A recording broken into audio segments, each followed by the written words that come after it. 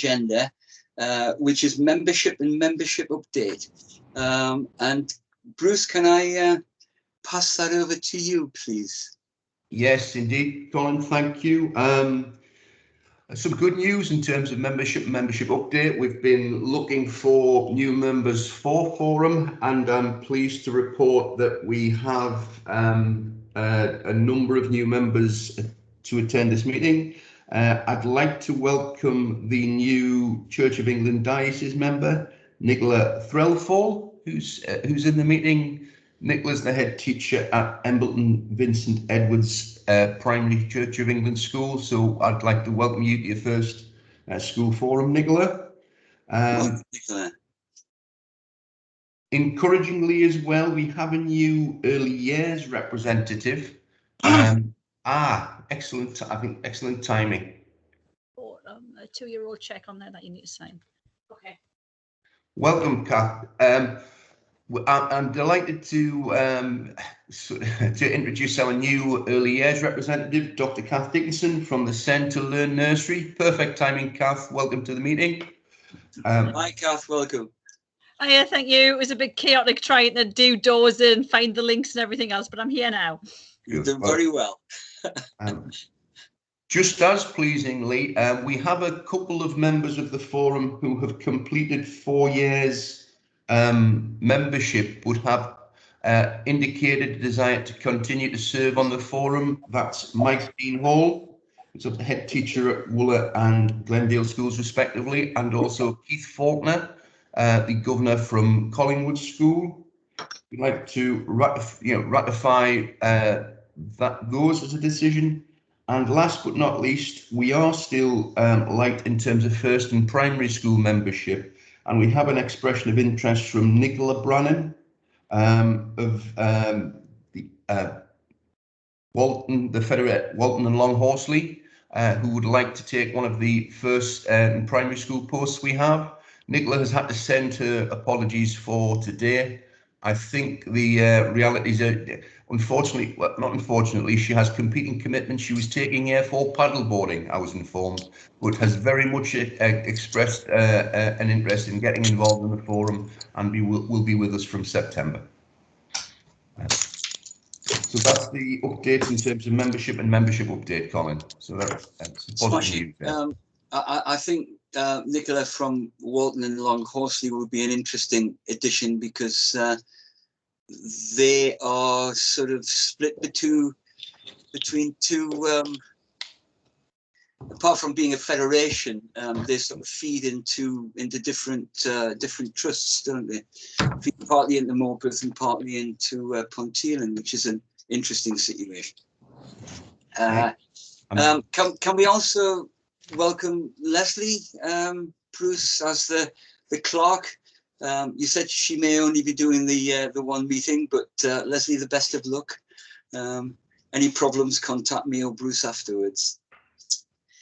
In terms of membership update, do we need to discuss the chair's role, Bruce? Indeed, yes. Thanks, Colin. In terms of further appointment, Colin has now served for 4 years on Schools Forum, and while we also have the terms of reference on the agenda today in terms of under item 6, Schools Forum operations and governance, Colin has indicated that he would be prepared to serve both another term and also, in line with the terms of reference, to be appointed as chair of the Schools Forum for a further 2 years, because that's the term of appointment. I'm happy to support that. Is there any dissension from the membership in terms of that? Oh, Colin, you're doing an excellent job, so why change it? Right, it's broken. Don't fix it then, right, Colin? Yeah, I will fully support you. Thank you, Graham. Any dissent from that? Are you happy for that to go through? Yeah. Chorus of silence. I think that can be taken as agreed, Colin. Thank you. Thank you very much. The only final post we have vacant currently is the chair, following Ian Walker's sort of retirement from Schools Forum and the governors at the Duchess School Annick. We do have both a vacancy in terms of the chair of the chair of the funding formula committee and a role there. And we would also like to establish a vice chair for schools forum in case there's any sort of conflicts or conflicts in terms of Colin's diary. If anybody is interested in either that role or those roles, they can be separated or combined. Please have a think over the summer and let me know. Smashing. Thank you, Bruce. Moving on then, apologies for absence. I have none. Yeah, I was going to say the only one that had actually been given was Alan Hardy, but obviously he has sent a substitute. So. Okay. That's Alison. Welcome, Alison. We've also had an apology this morning from Andrea Mead, who of the Cranley Hillcrest School. She is hoping to join us, but may be late into the meeting. Okay.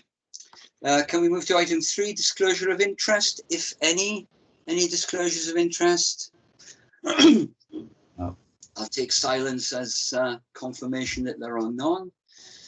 And can we move on to item 4, which is minutes and matters arising?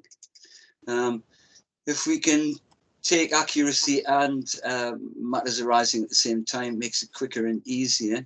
Can we go through page 1? Would members find it helpful if I share the minutes on the screen and just work through them like that? Or That would be good. Yes, thank you.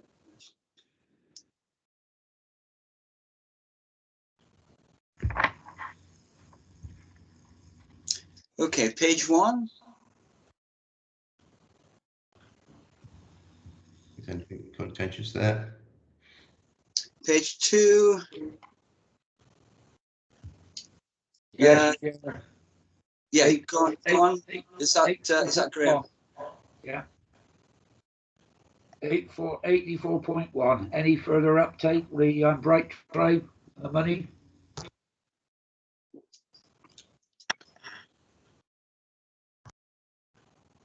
Audrey, can you say anything? Colin, no further update. My understanding is we're not expected, it's not our money to retrieve. It would be DFE around, we're doing that work with DFE. So we're not expecting that will come back through NCC. So Audrey, so it won't go back to the school, to Aidenbridge School, if they get the money. Say that again, Graham, sorry? Obviously the money was given to Aidenbridge School, right? So obviously Bright Tribe didn't use it at Aidenbridge School. So if the agency gets the money back, will it go then transfer to the budget of Aidenbridge School or not? My understanding is it won't, Graham, but let me treble check that for you. Sue might be fully aware, but I'm pretty sure it's not our money, but Sue will confirm that. Sue? Yeah, that's right, Audrey. It isn't our money. It was DFE money given to Bright Tribe. I think our previous lead member, Wayne Daly, was obviously championing that money to come back into the partnership, but really isn't the schools or the local authorities. It actually is government funding given to an academy trust. So we were pursuing it to try and see if we could get it, but we haven't had any success, which is not surprising as the money doesn't really belong to us. Right. Thank you. Richard? My understanding was that it was designed for educational developments in Northumberland when it was introduced. I recall talking to the MP for Hexham about it some time ago, and he was telling me that Bright Tribe were a wonderful organisation, and he told the Secretary of State that the local authority were hopeless and Bright Tribe were the best thing that ever happened to Northumberland. So, like Graham, I share some concern that we've basically been fiddled out of money that should have been spent on Northumberland children. It's just, Chair, it's probably just worth. Can I cut in, Bruce? I think, Audrey, it would be helpful if officers or one of the members could make some sort of statement to us about that. That would be very interesting. Would you like to take that away? I'll take that as an action, Colin, definitely. I actually meet with the Regional Schools Commissioner on Monday. So Okay. I'll box it off from a Regional Schools Commissioner through the DFE, but also I'll also ensure that Guy, as lead member, is giving a statement to the forum on that basis. Yeah. Okay. And I think the particular interest from members is that we thought that this was money that was allocated for the benefit of Northumberland and Hayden Bridge, and it all seems a bit strange the way that it's working out. But I'm sure you've picked that up. Okay. If we can move on. Colin, just a final point on that. Sorry, yeah. And it's worth making that obviously in terms of the school and the children of Hayden Bridge won't have lost out specifically because the council did agree an exceptional specific package to support Hayden Bridge following the sort of withdrawal of Bright Tribe. But so we have supported the school to that extent. But obviously there is still questions clearly about the funding that was directed by the ESFA. Yeah. I mean, it's good to know that Hayden Bridge itself hasn't lost out, but this is about accounting for public money, so there is an interest there. Okay, thanks, Bruce. Can I just point to 84.3? Schools organisation plan went to scrutiny committee. And I think it's been approved, Audrey. Is that right? And we were going to have a report, but that will now come, Bruce, later in the year. Yes, apologies. We've got quite a packed agenda today. We'll bring that back in September, the first meeting. Okay, but that was approved, wasn't it, by the scrutiny committee? Yes, Colin, it was just an update of the school organisation plan this time, but it will be being rewritten over the summer. But we will come back with the update as well as probably a report on the capital investment. I think, although it's not an overview of this committee, I had got 2 reports to bring, but as Bruce rightly said, it was quite a packed agenda this time, so we decided to defer that till September to get the business of forum dealt with in this meeting. That's smashing, Sue. Thank you. Okay. Thank you very much. Okay, moving on. Anything else on page 2? Into page 3. This is still dealing with the COVID arrangements, I think, Colin, which we're sadly familiar with. Yeah. Page 4. I think the rest is pretty much covered on the agenda, but let's go through for accuracy anyway. Page 4. Okay, yeah. Page 5.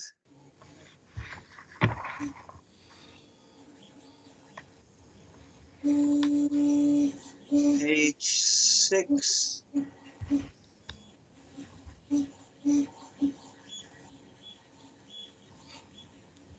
Page 7.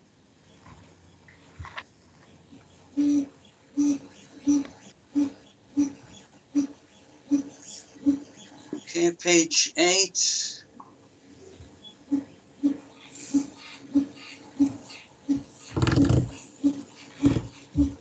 And page 9.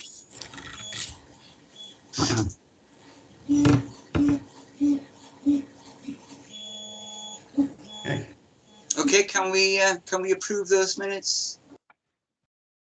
Again, take silence as confirmation. Thank you.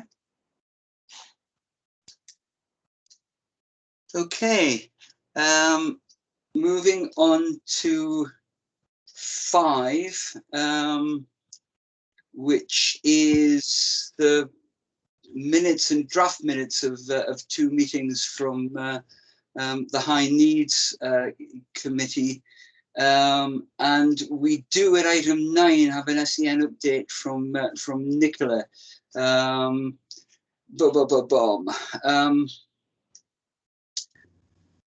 Graham, is there anything particular you want to say under item 5?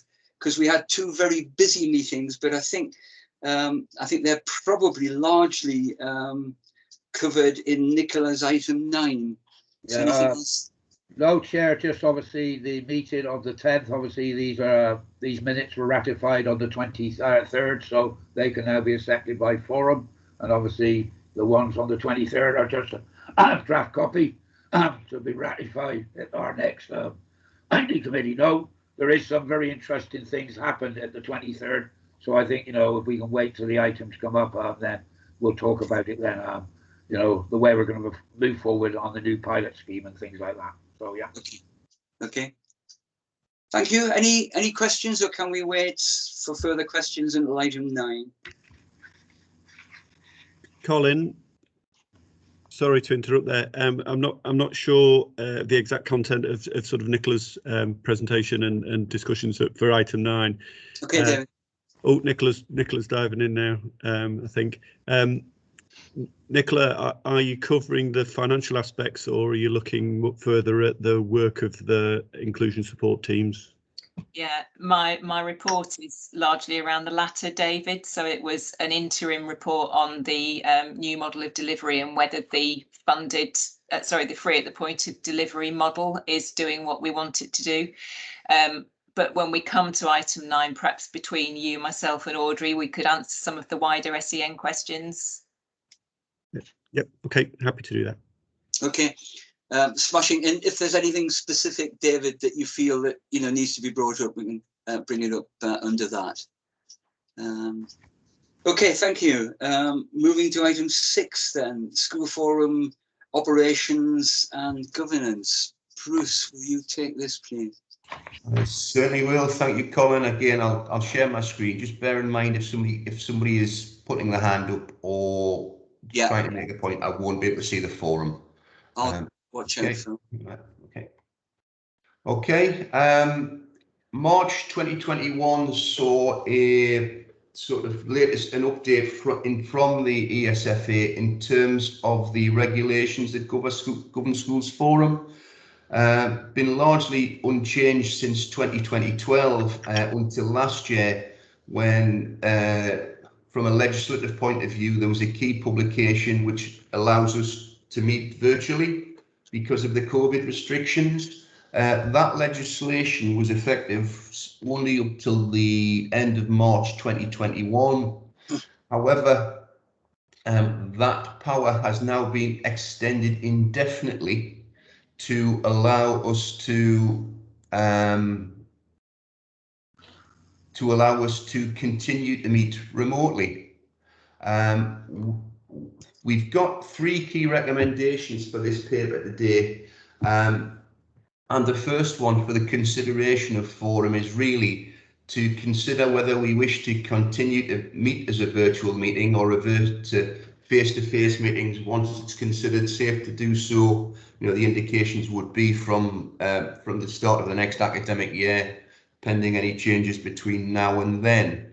I'm conscious that's a big item in consideration in its own right, but I would probably like to pause there and just take the views of forum in relation to that specific issue.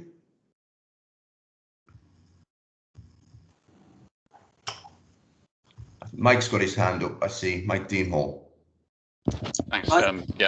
Just from my point of view, I think I've expressed this before about the logistics of those of us who are further away, and I found it much more efficient and effective to do it like this than to be travelling 2-3 hours in the day backwards and forwards. So I would be advocating to have either a blended model where people can be face-to-face, or there's a remote option we can pursue as well.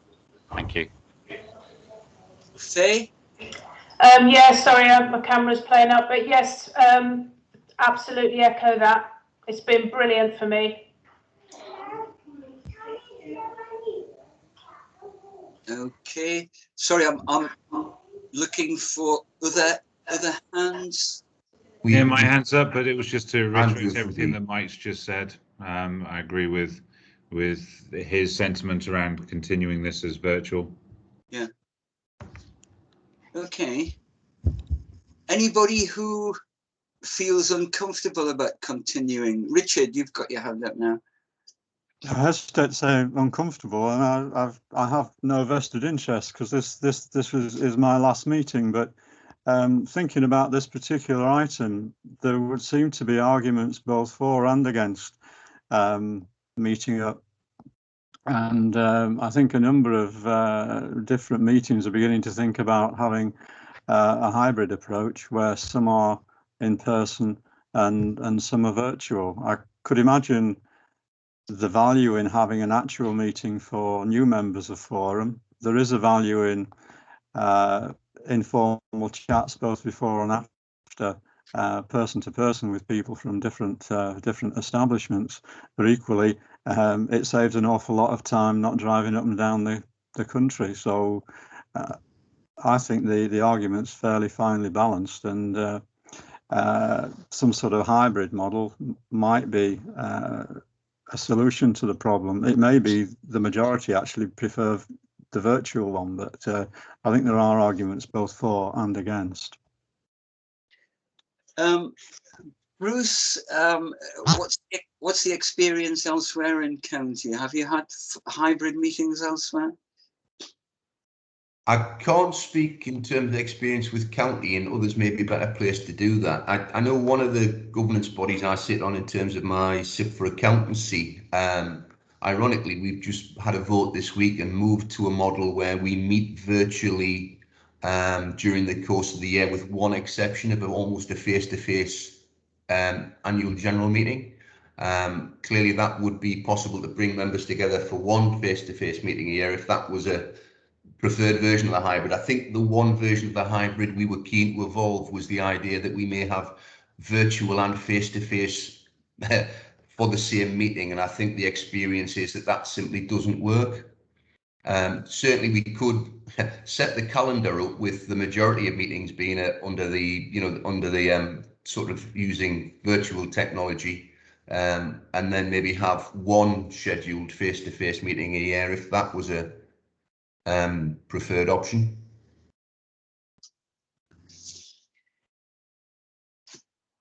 Right. Any comments on that?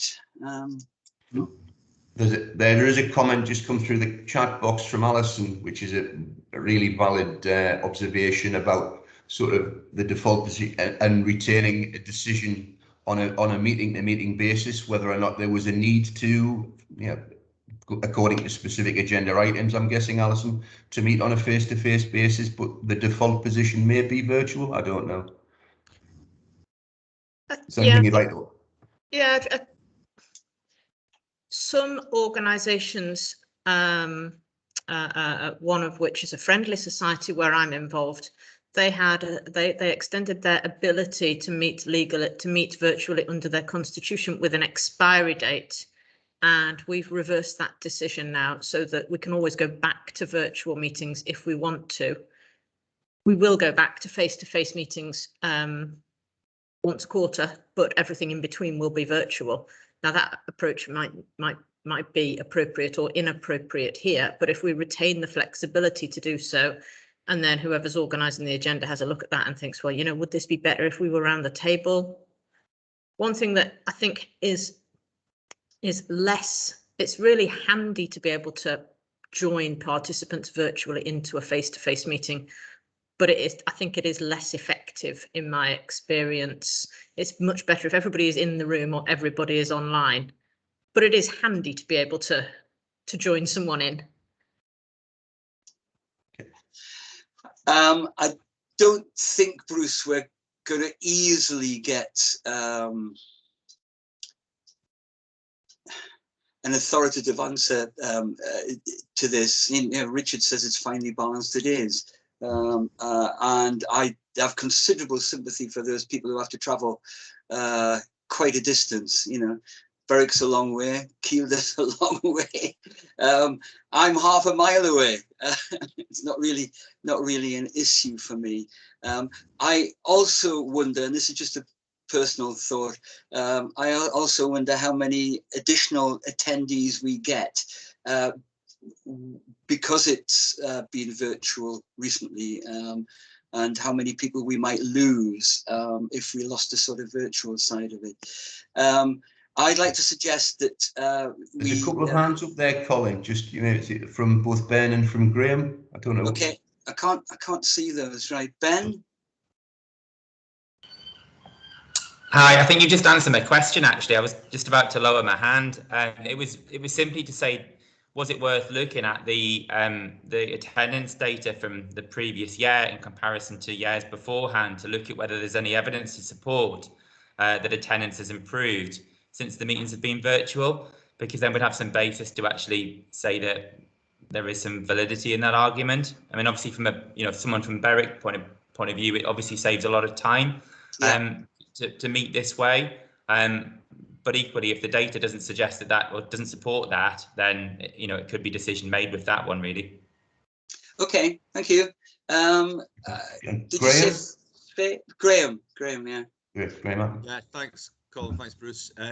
I would actually take the view that it's pretty clear, I think, and we'll end up spending too long on this, but I think we've arrived at a position, is my reading of it, which is that most people have been pretty silent because they don't necessarily have a strong view. Those that have spoken have got a strong view, which I would support, which is we should go virtual. And unless there's a strong view to the contrary, I think that seems to me to be the position of the forum.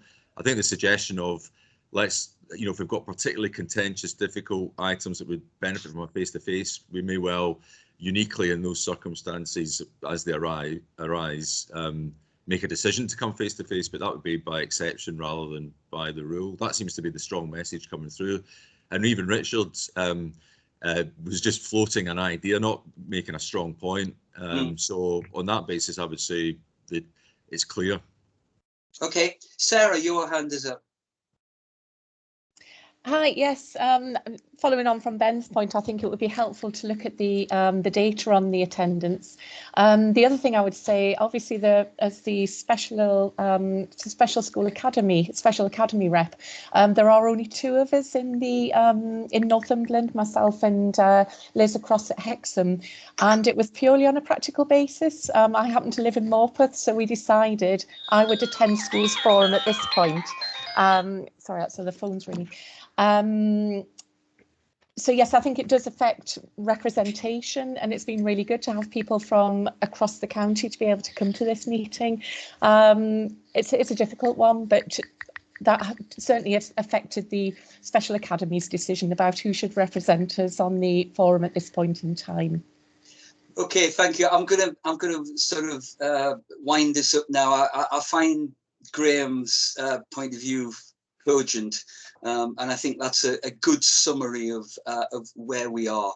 We have more people sort of opting for the virtual and nobody really opting for the alternative. And I think the suggestion that we had earlier that we review the agenda, if you would be content for Bruce and I to do that before each meeting, and if we felt that it was particularly necessary to have a meeting with proper attendance or do it virtually, we would try and come out to you well beforehand and put that to you. So I'm going to suggest that we continue on the basis of virtual meetings, unless Bruce and I consider that there is good reason to review that meeting by meeting. Is that okay for everyone? Yeah, smashing. You okay with that, Bruce? Yes, I think there's consensus there, Colin. Thank you. Okay, thank you. Smashing. Back to you, Bruce, for the rest. Sure. Just back to the paper in terms of item 6. Highlighting the latest ESFA guidance, Schools Forum Operational Good Practice Guide. A copy was circulated with the papers. Highlighted that the key change essentially was about the permanent provision for schools to operate remotely. I think we've acted on the part of that. In terms of the looking at the best practice guide compared to the Northumberland Schools Forum terms of reference, I think again we've looked through that. Historically, the Northumberland terms of reference didn't make a specific provision around the special academies rep, because at the time of writing we had no special academies. I think given that the guidance from the ESFA is that there is a direction that there should be a rep, and delighted that obviously Sarah is able to serve on Schools Forum. I think we should simply update the terms of reference in respect of that. I do need to clarify a point there. The last review of the terms of reference was actually 2017. I should have picked that up in terms of the report.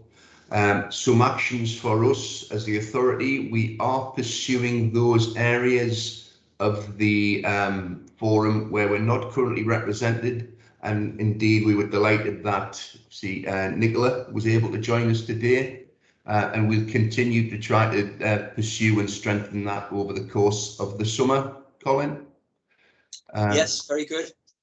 Again, the idea about the vice chair, we don't currently have a vice chair, but again, we would be interested, we want to have a nominated vice chair and also funding formula chair, and again, ask members to contact me if they're interested in that role or roles, which can be unified or split accordingly.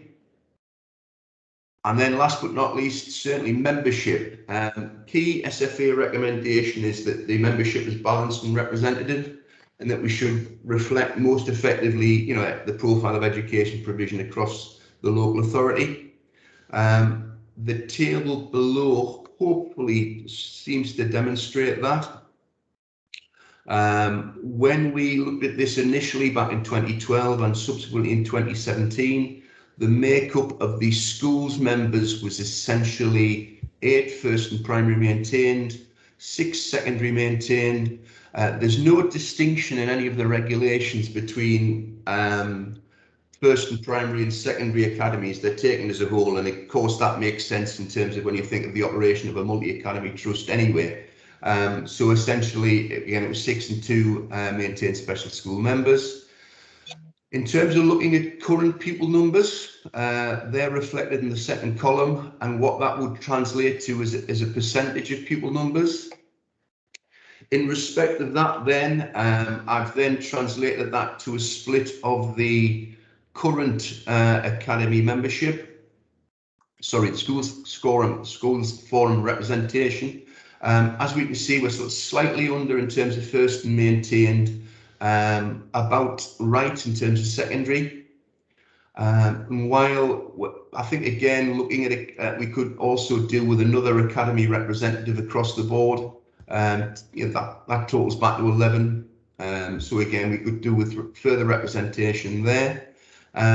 My proposal would be first and foremost, I think it's reassuring that we still remain proportionally representative. I think we will look for further recruitment of schools representatives across schools forum, and really run almost a standing advert through eCourier seeking interest. We'll launch that again in September, at the beginning of September, when schools return. I think it's probably likely to be more effective then than at this late point in the academic year, Colin. Okay. Can I just bring Graham Wilkinson at this point? For Chair, thank you.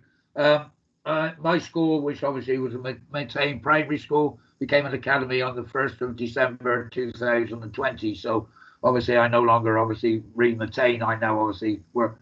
So do I transfer over to academies, or do I stay where I am? No, you're an academy rep now, Graham. Within the best practice guide, that's one of the actions it cites as good practice, essentially. Your pupils essentially transferred to the academy sector to ensure we've got representation. Yeah. Apologise for that. It made sense at the time that you transferred as an academy member, and I think that was recorded through Schools Forum. Okay, right. Thank you for that. Cheers. Thank you, Chair. Okay. Bruce, I think we would all agree that, a constant and ongoing search for willing representatives is what we need to undertake. And I think even if we skew the membership a little bit from time to time, as long as we have willing participants, I think we can live with that. Do we have any further comments or questions on this? The terms of reference. Is there anything you particularly wanted to say about the terms of reference, Bruce? No, we've made the one suggested change in relation to the Special Academy representative, Colin. I'm happy to take any further comments or inquiries in relation to that, but I think that was the one sort of procedural issue that, you know, was clearly in need of update. There was, sorry, Audrey, yes, please. Just a quick question for me, for Bruce, really. Section 2.9, which is the voting right. Just a query from me to say, is everyone clear about which category they fit in? It feels a little bit lightweight, that statement. It just says they have varying voting rights. Schools members have voting rights, non-schools members have some voting rights. And I'm only saying it from my own experience, where occasionally when there's a vote, it can be somewhat chaotic if people are not clear on what they should or are not able to vote on, if I could say it clearly. And I just wondered whether or not we have a table or should have a table in there to say who can vote on which particular aspect. That's helpful, Audrey. I think the key, you know, the key time when that comes to light is probably around the budget decisions, particularly around de-delegation in January and February, which is clearly a decision solely for maintained members as opposed to academy members. But I'll look at adding additional information there just to highlight and clarify that. Thank you. Thanks for that, Audrey. That's the old West Lothian question, is it? Or East Lothian question? I can't remember. The political one. Just a quick further comment from me. I was interested in paragraph 3, communication and partnership. I felt that I feel that is a bit of idealism. If we all had ample budgets and ample time and weren't utterly deluged with communications, we could extend the kind of communication that Schools Forum does. As it is, I'd like to suggest that the minutes are available, and that the county is, I feel, good at putting out issues for comment. And I don't personally feel that there's any reason for anything more to go from Schools Forum. I don't want to start a contentious debate about that, but I think it's possible to go too far and make this all too heavyweight in terms of resources. Anybody want to comment further on that? Good. I'm happy with that. Any further questions or points on this item, please? Just one point, and it was at the bottom of the paper, just around, and it ties in nicely with your point around communications, Colin. We have, in the past, previously fielded inquiries about who the Schools Forum representatives are. Yeah. And while obviously that's in the meetings of the meeting, it may be helpful if members are in agreement that we put that on the front page of the Schools Forum website. Mm-hmm. For people to readily identify that. And if I'm just wondering, are there any objections to that? Good. And I think the final point is really just, again, reminding members, if they are able to communicate the key discussions and decisions of Schools Forum through the respective networks. I think we've had an interesting discussion, just an exchange this week, and we're maybe going to use the e-courier to following each meeting, just to provide a brief flavour in respect of that. And again, try to drive people in traffic to the Schools Forum website in terms of furthering their interest in the issues for Schools Forum in Northumberland. Okay, thank you, Bruce. There's one hand up there from Mike, Colin. Mike. Thank you. Not to elongate the conversation, but a previous authority on the forum there, we had a similar approach where there was a summary put out via the council's network with a link into the full minutes. So it was a document that could be easily summarised and sped out rather than having to rely upon individual forum members feeding back at the next partnership meeting or so forth. So a summary was done with a link to the minutes was in there as well, and that was quite a sensible system, I think. Okay, Bruce and Audrey, you're content with that? Yes. Okay. Okay. Thank you. Thanks for that, Bruce. Can we move on then, please, to item 7, the DSG outturn? Okay. I think Abby's going to take that paper, Colin. Abby, would you? Okay. Yeah, thank you. I'll just share my screen as well. Okay. So we've got we've got the final position for the DSG now for 2021, and we've brought together a paper here just with some recommendations around what our overall position is, the areas that we are looking to ring fence going forward. But we'll come back to those, I think, at the end if we run through the position first, and then we'll come back to the recommendations.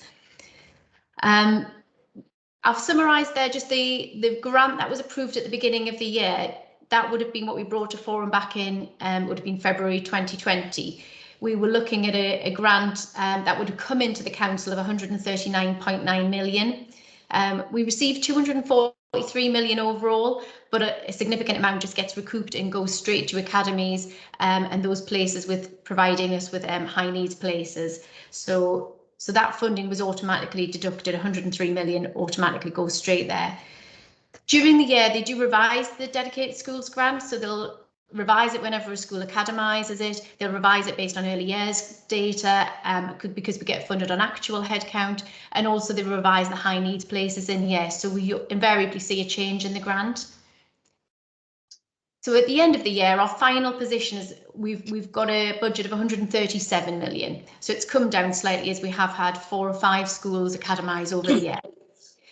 And we are reporting an overall position of an underspend of 898,000.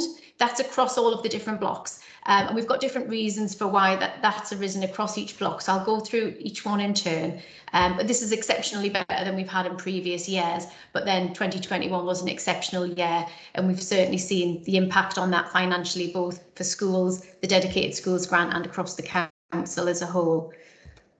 So we go through each block. So the central schools block is underspent by 224,000. A large amount of the central schools block is used to support the statutory duties of the council. So we use that to underpin the costs of some of the senior management across education. Now, during 2021, we've had several grants available to the council, one of which was the Contain Outbreak Management Fund. And because senior staff were removed from really their normal duties to go and support schools during the pandemic, we've been able to fund some of their salaries from this separate grant that the council's received. And what it means is that we can carry forward that funding on the dedicated schools grant into this year to continue to support the work of the officers as everyone goes back to normal and begins to pick up on the work that would have slipped during 2021, the normal reorganisations that would have taken place, or just the planning and what have you that wasn't able to take place because we were just dealing, with the pandemic primarily. So we've been able to carry forward that funding as the council grant was able to fund some of those staff instead this year. And that's happened across the council in lots of areas. We've also, probably partly linked to the pandemic, had an underspend of 60,000 on our budget that we set aside to deal with academy conversions. So whilst we had some go through, they must have been all relatively straightforward, so we didn't incur significant legal costs. But there would have been an impact, I'm assuming, on school reorganisations as well. So we underspent on 60,000. Now that is a bit of an ad hoc budget, and it just depends on what's happening each year and what the demand is. So that the spend on that area can go up and down from year to year. We overspent on the cost of independent school provision for 5 looked after children. So these are children who don't have any EHCP associated with them, and they would have been placed in a residential accommodation external to the council because of their social care need. There's been a real shortage of accommodation across the country in the last year, just availability due to COVID, and our own accommodation is stretched to the max. We are in the process of developing some new children's homes, so in future hopefully we'll have some more, we'll have more capacity in-house and the idea is the need to send people out of county will be reduced, but we're just still at the planning stages of those 2 new homes, which should provide another 6 to 8 beds for our looked after children. The early years block has underspent by 426,000. Now we get funded on early years based on 2 census points, and we still don't actually have our final figures for early years. They're not going to come through till November, but we get funded on a mixture of the January 20 and January 21 census points. Now, if you actually look at the provision across Northumberland between those 2 points, it didn't dip significantly. It was certainly lower in January 21 than it had been in January 20, but not significantly. And we're getting funded across those two points in time. But obviously the dip between January 20 and 21, there would have been a lot of early years sort of nurseries where the headcount did dip. Now we did continue to fund early years nurseries. We used historical data to ensure they weren't disadvantaged financially, but we've still underspent by 342,000 on that statutory nursery provision. There was also an underspend on the DAF fund, the Disability Access Fund, which is available, and just take up on that has been low in the past and has been low again in 2021. I believe the early years team are going to be putting some additional resource into trying to encourage take up of that area, as we're based on the number of children receiving disability living allowance across the authority. We've ring-fenced that funding in the past, and so the sort of 120,000 underspend on DAF is the build-up of a couple of years worth of DAF underspend. That's why it's growing it's been growing in size, but we're trying to do the utmost to encourage take-up of that across the county. The high needs block. So high needs block is overspent by 184,000, which is significantly lower than we've had in previous years. The 2 areas where we continue to have pressures are on the inclusion service and the use of alternative provision, where we overspent by 148,000. There would undoubtedly have been an impact of COVID on this budget, with schools being sort of partially closed for part of the year. There would have been less exclusions during that time.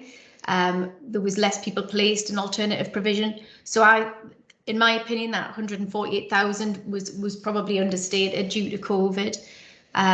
We also had a lot of year 11 leavers. We had a significant number of year 11 leavers, 65 left in July 20.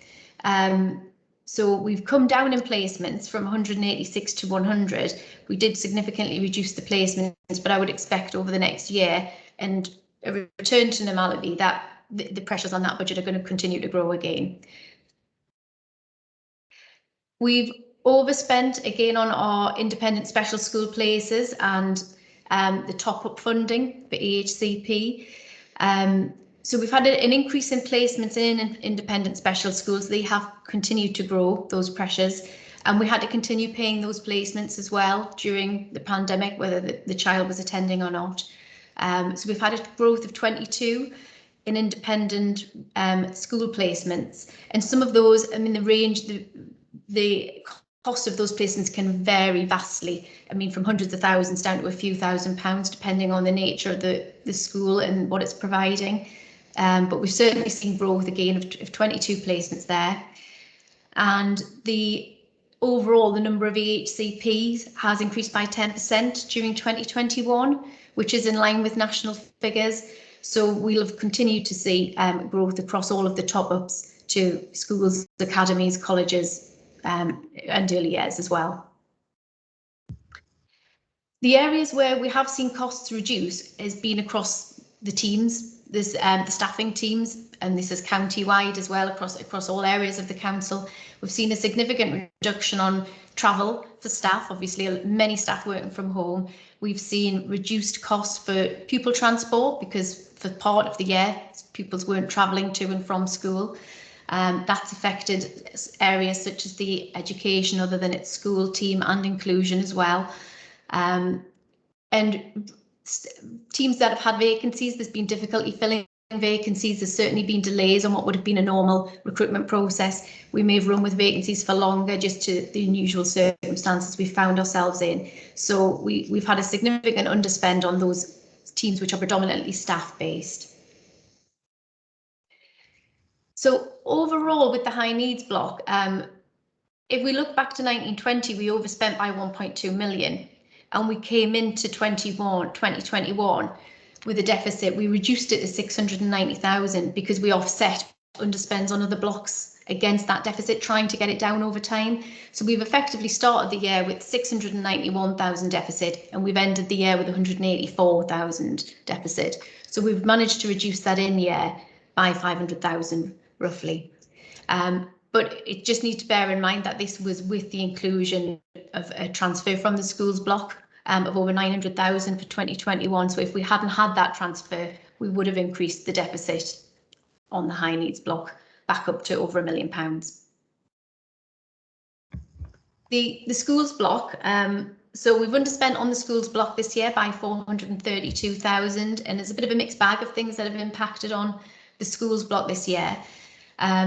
So we've got two areas where two of the de-delegated services have underspent, which we'll come to in a minute. So that's the trade union facility budget and the education as an additional language budget. They're both de-delegated services which have underspent. Again, probably partially due to the impact of COVID, and as I say, teams with staffing have generally underspent this year. We set aside a growth fund of 113,000 to fund additional places for those middle schools that converted to primary schools in September 20, and it was just around the unknown of exactly how many young people were going to, pupils they were going to have in September 20. We funded them based on an estimate, and the idea was we would revise it once we knew exactly who had started at the schools, and that wasn't needed. So we'd made that provision, but it wasn't required in the end at those primary schools. We also received some funds back from the Wise Academy Trust due to the closure, which related to the closure of Haltwhistle Upper School the previous year. So we were able to recover from them some of the funding for those pupils that would have been disaggregated elsewhere at the time. We had West Woodburn School closed on the 31st of August. Now, because the decision to close the school hadn't been made at the beginning of the year, the school had to be allocated a 12-month allocation of budget, and they were only open for 5. So we immediately had an underspend for the 7 months that the school was closed.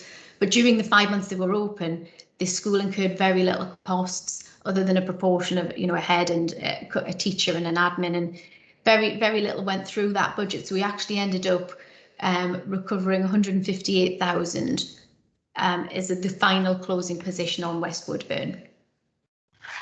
And then mentioned before, we've got the English as an additional language, 16,000. It's a very small budget, which usually struggles to break even. So yeah, they've underspent as well due to the impact of on there.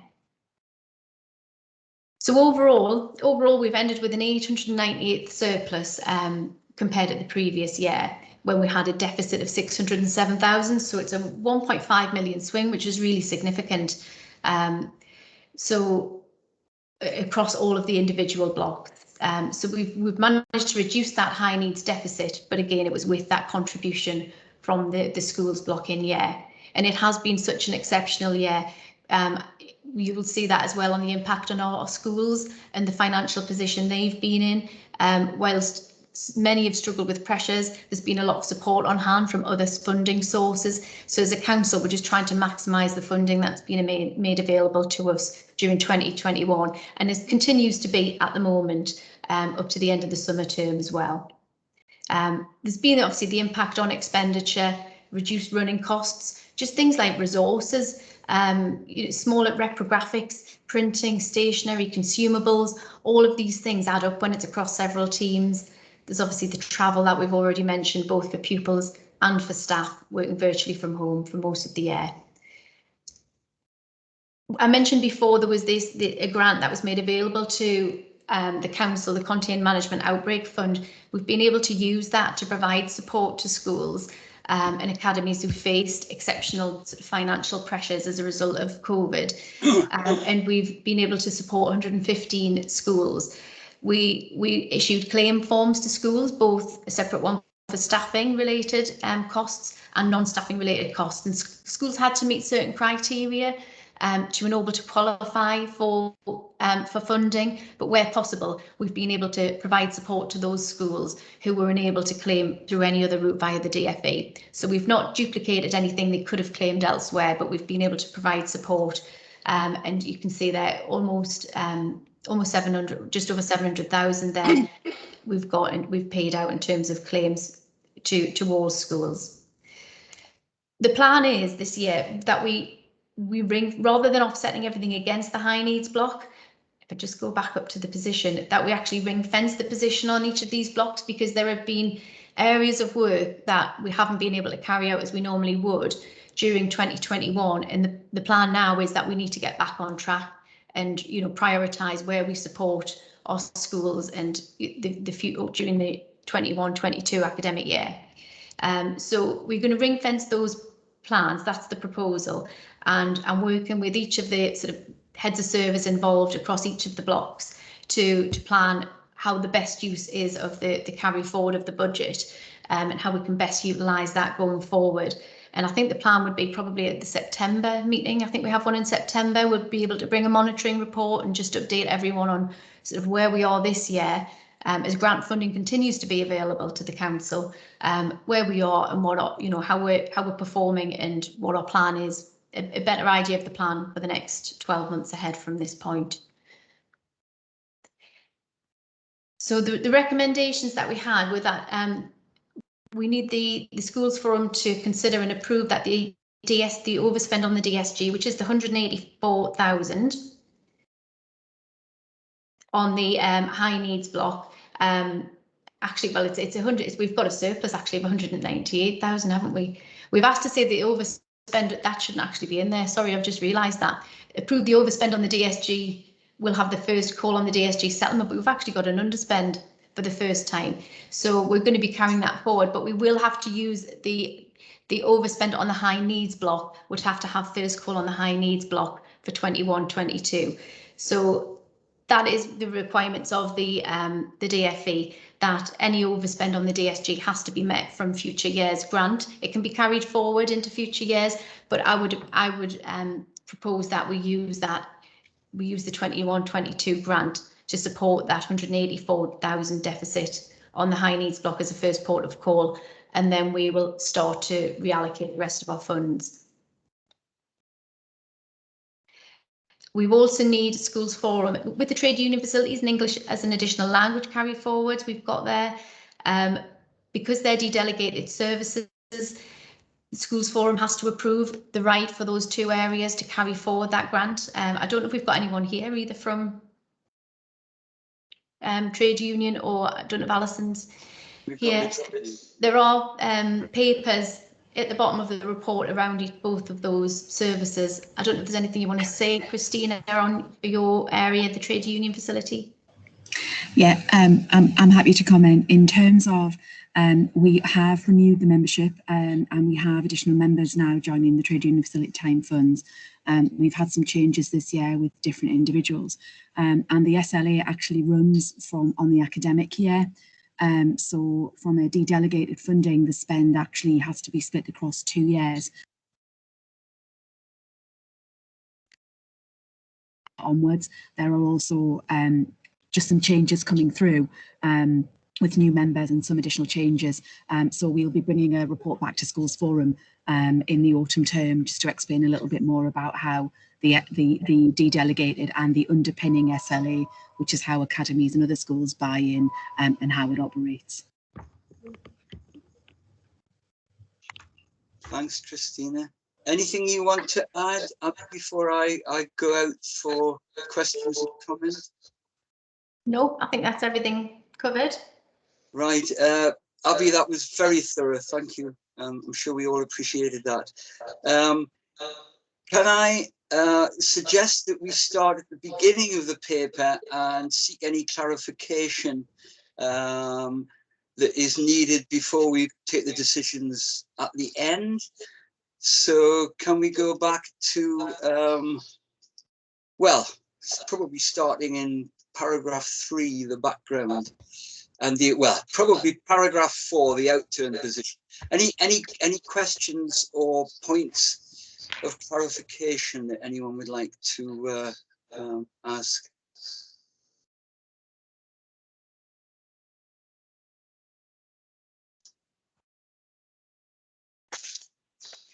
Avi, I've got a question on the early years block. Mm-hmm. It looks as if families are losing out because there's funding that is not being made use of. I mean, as with everything in this paper, you know, the overall answer has been an odd year, an exceptional year. But is there anything particularly exceptional about that? And if so, is there anything that we can do about it?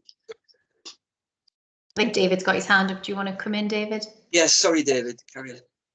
Yeah, the working of all the blocks is a little bit of a dark art, and no more so than the early years block. Yeah.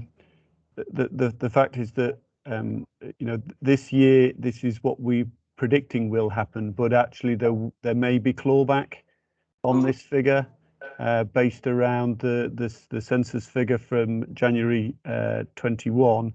Yeah. Which hasn't been finally calculated by DFE, and also this year they're also proposing a methodology where we actually do a summer head count as well, which we do internally, but actually sharing that with DFE to impact on. So it's not really going to be November until we know for certain what the outturn is here. The other thing is that, and correct me if I'm wrong, Abby, the other aspect to this is the fact that 120,000 of that is the underspend in DAF. Now, the DAF figure we receive is an estimate of what they think the county needs, based on some figures which are not directly related to the actual number of families who are eligible for DAF at this point in time. So some years the DAF spend might be overspent, the grant that's allocated to us for DAF, because actually on the ground there are more eligible families. This year there haven't been more eligible families than the amount given, therefore there is a surplus there. There might be something that Forum might want to consider, or we might want to consider, around using the DAF to support the Early Years Inclusion Fund. And therefore that might release some of the pressure that remains on the high needs block. But we could possibly have some consideration. I don't know an exact answer to that. The only other sort of caveat to it is that throughout the pandemic, all those families who've had a need for childcare have had it delivered. Okay. There have been times when folk have struggled to find it, but alternatives have been offered to them. You know, in a 2 to 3 week period, we've managed to place everybody. Okay. So there could be an underspend because families have been in lockdown and have kept their youngsters at home and therefore haven't needed it. So not necessarily missed out any more than anyone else, but carrying it forward into next year means we've got more flexibility to increase rates, and the rates have gone up for providers over time, and we'll continue to do so, and we'll just try and get it spent and get it to the providers, passport as much of it onto the providers as we possibly can, as sort of a principle, if that's okay with the forum to do so. Colin, if I may there as well, I'm conscious Mike's put his hand up, but I just want to draw forum's attention to obviously the comments made by Kath. Yeah. I didn't know if you want to say anything specifically about that, Kath, in terms of the article around the Daf funding, which looked really interesting, and hopefully that might stimulate more interest.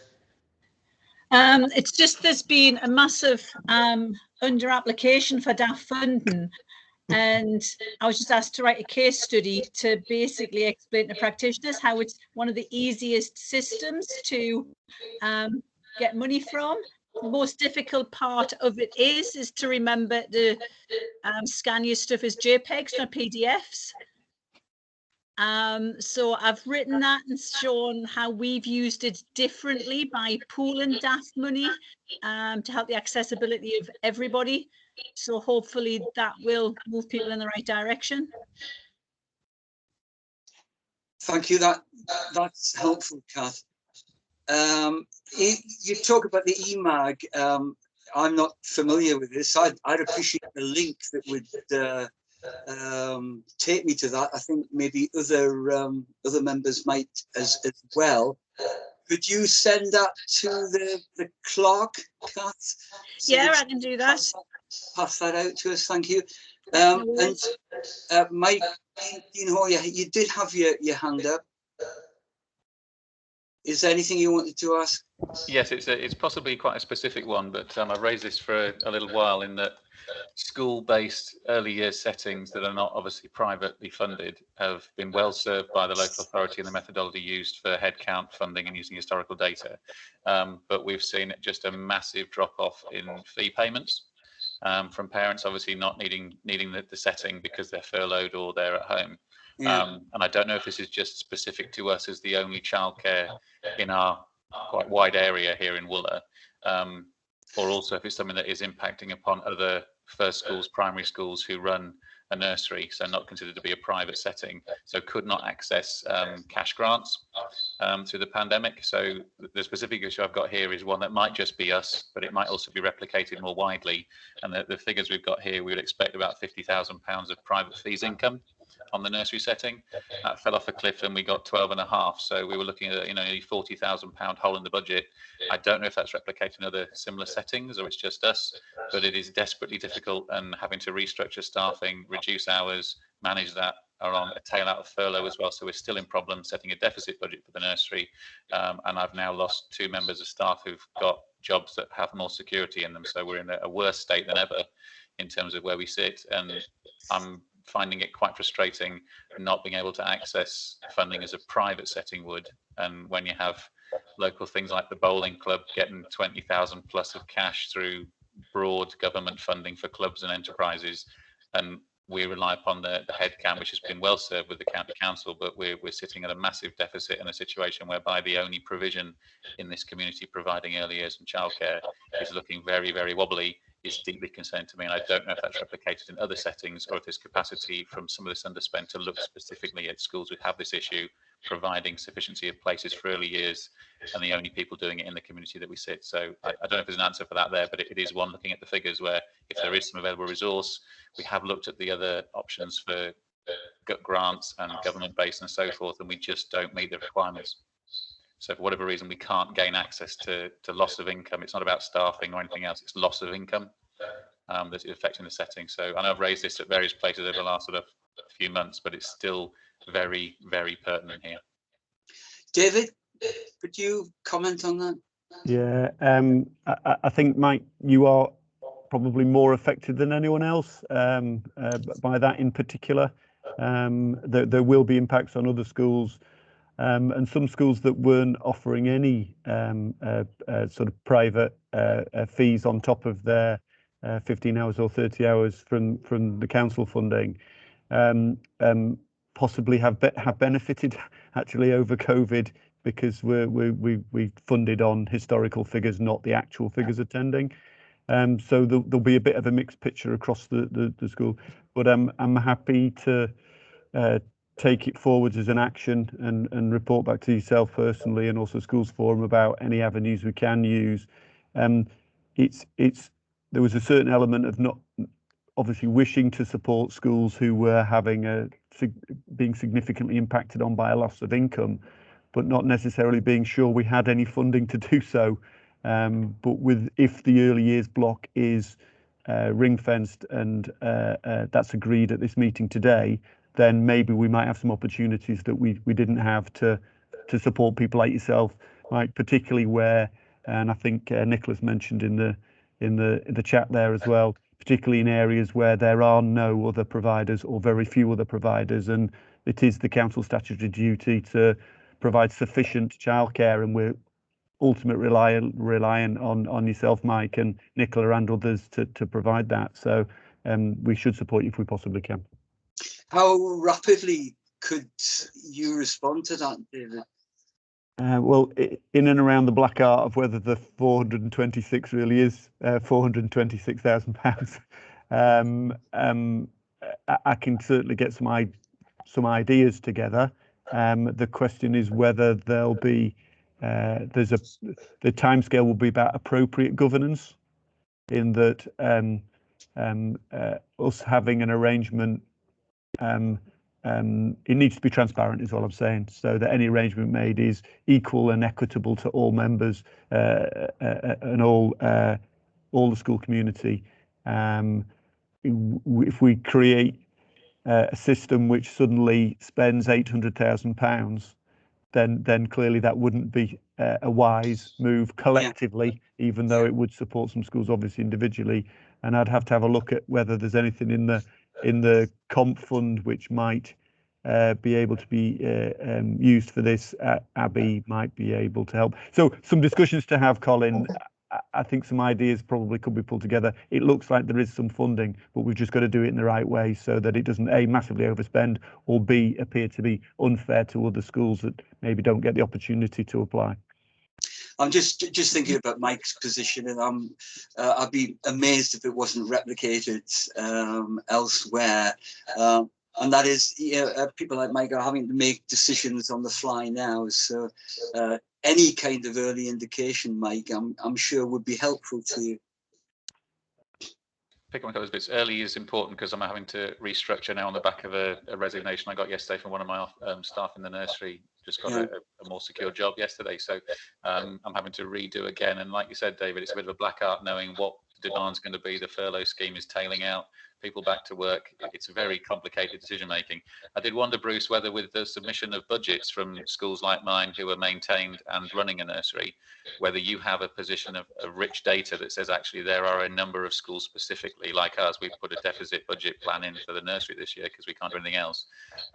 Whether you have that information now from the budget returns, and that then David could look at actually a unique response to a potentially unique situation this year. Rather than, like you said, we don't want to be putting a blanket thing in where schools are receiving funds that are not required, but equally we can't have that blocking a situation where nurseries like mine fold and there's nothing else and then we lose it. So it's really quite a time urgent thing. I don't wonder if that data is already there and can be looked at quite rapidly. Certainly within the next couple of weeks would be my time frame, because I've got to look at whether I recruit or not now.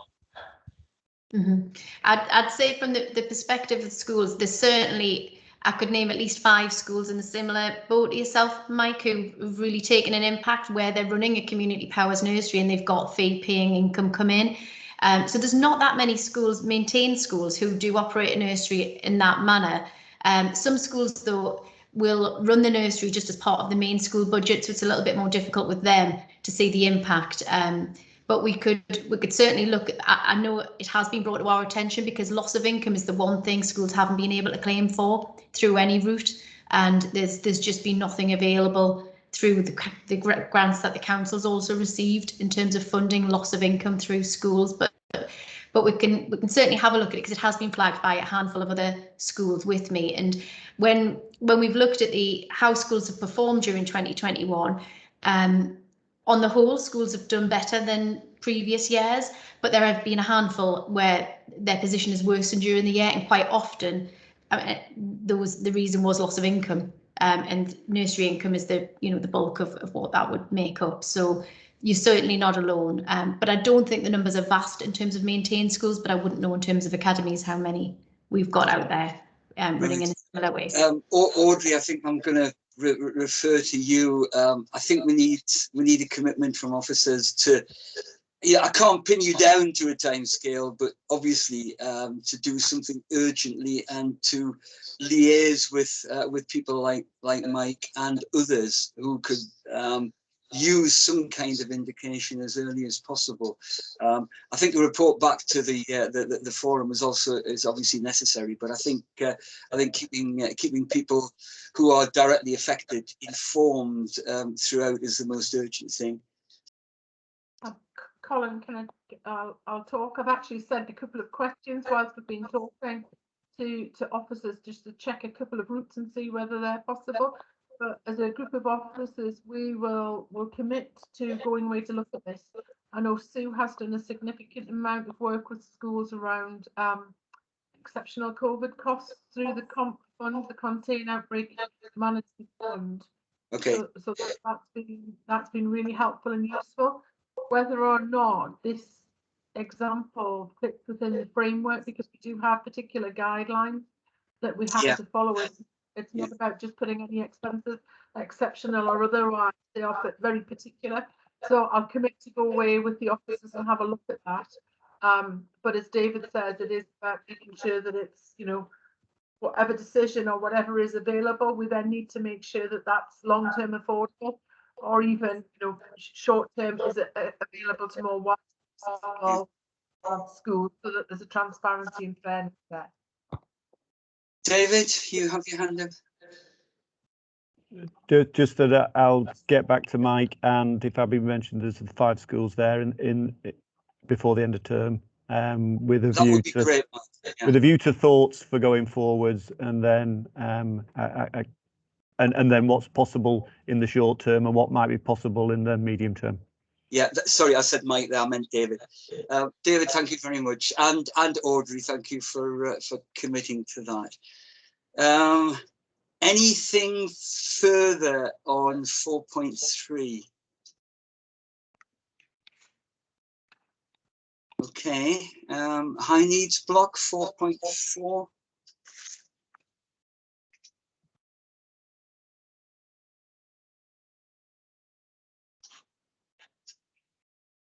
Okay, the schools block. Okay. Goodness, right. The summary and conclusions. I think it's Abby, keep me right here, but I think very much what you're suggesting is summarized in that last short paragraph. It's the intention to ring fence this year. That seems to me to be a very sensible way of doing it. I know that you've got appendices for English as an additional language, and also for trade union facility time. I don't think I maybe pushing it just a bit too far, but can I suggest for the outset that we take Abby's final paragraph about ring fencing, and are you happy to support that across the board? Yes, Chair. Yes. Very good. Thank you very much, Abby. Does that give you what you need? It does. Yes, thank you. Very good. Thank you, everybody. Obviously, an exceptional year, and you know the outcome next year is going to be just as interesting. Okay. Gosh, that was only item 7. Item 8, maintain school balances. Bruce, this is you again, I think. Thank you, Colin. Yes, I think your final words on the last item was it had been an exceptional year, and that would certainly apply to agenda item 8 as well. Historically, again, we're looking at the aggregated balances of the maintained schools as at the 31st of March 2021. I think for those of you who have been with Forum a number of years, we've historically reported a downward trend in relation to the aggregated balances, even on a like-for-like basis when we remove those schools who've academised during the course of the year. But you know, to paraphrase your words previously, Colin, it has been an exceptional year, and that is evident when we look at the balances for the 109 maintained schools as at the 31st of March. Balances had in fact increased by 3.6 million from 1.8 million to 5.5 million. The table on, oh, sorry, I'll share my screen again. The table on the top of page 2 essentially shows that by phase, the type of school. Again, there were increases across all first and primary, middle, high and secondary, and also specials, increases across the board. I think what is evident when you look at some of the detail in the report, though, where schools, you know, again, Schools with positive balances or surpluses have tended to be in a position maybe to add to them, but it's been those minority of schools with financial problems. Sometimes that's been exacerbated during the course of 2021. Again, and that's what I've further analysed in terms of bottom of page 2. Have 74, 82% of 90-person primary schools have average balances. The average balances of those schools with funding, as shown in Appendix A, tends to have increased. And if you excuse me, I'll go there now. So the aggregated balances for the schools essentially, actually, in terms has increased. Sorry, I'll start with the bad news, my fault. There's been a small decline in the aggregated balances of those with deficits, but because of the significant decline in the number of schools with deficit balances at first and primary, and that in itself is good news, but what it means in practice is the average balance of those schools in deficit has deteriorated. I don't want to paraphrase it or make it as anything as simple as, the rich got rich, the poor got poorer, but essentially you're in a position where those schools have deteriorated. What we're able to do, because of the decline in the overall numbers, is obviously Abby's team, myself, are able to work in more detail with those schools to hopefully reduce that number further during the course of the next 12 months, Colin. So again, and that's largely repeated across the phase. We don't have any middle schools in deficit at this point. We still have 3 high or secondary schools in deficit, but again, those balances have improved over the course of the year. If you then go down and look at the position in terms of schools with surpluses, of those 74 schools having accumulated £5 million, it's increased at first and primary. I'm not going to go through that table on a line-by-line basis. Hopefully the information is clear and is evident, but if there are any questions, I'm delighted to take them. If we go back to and that's again reflected in the overall figures, I think I'll remind Schools Forum of a couple of important points. Particularly when we're looking at secondary schools, we're talking about a small change, a small cohort, and any change in balances can be sort of amplified in relation to that. I think the other thing to consider as well, Schools Forum has previously taken this paper in terms of aggregated balances in the summer, and we've released individual school balances when indeed that was published by the DFE in December. The DFE is taking, or the ESFA specifically, is taking a different approach around that now, and I wanted to draw members' attention to the Schools Financial Benchmarking Service. That is now the tool for the publication of individual school balances, but a whole load of other comparator information as well. The encouraging thing from the point of view of comparability is that provides information on across both maintained and academies, so you can essentially pull together a basket, I think is the term they use, of schools you're interested in and draw direct comparators on that basis. We're struggling in terms of time this morning, but if there is interest in that, we have a slightly later agenda, I would anticipate, in September. Members are encouraged to go off and explore that, but we maybe have a small demonstration of that website information in September, Colin, with your agreement. I know I use it, I know Abby uses it, and we do find it extremely helpful. Yeah. There's no answers necessarily within it, but essentially it does draw a number of interesting questions and lines of inquiry, I think. Okay. Essentially, Bruce, I think you're highlighting trends here, and the way that works out within individual schools is something that's going to drop out when they do their next budget forecast. That's correct. I think that's inherent in that first paragraph there. I think, you know, again, while COVID has had a obviously massive impact on all areas of life over the course of the last sort of 15, 16 months, it hasn't necessarily affected all of the schools to the same degree or the same impact. It has had a greater impact on some schools than others.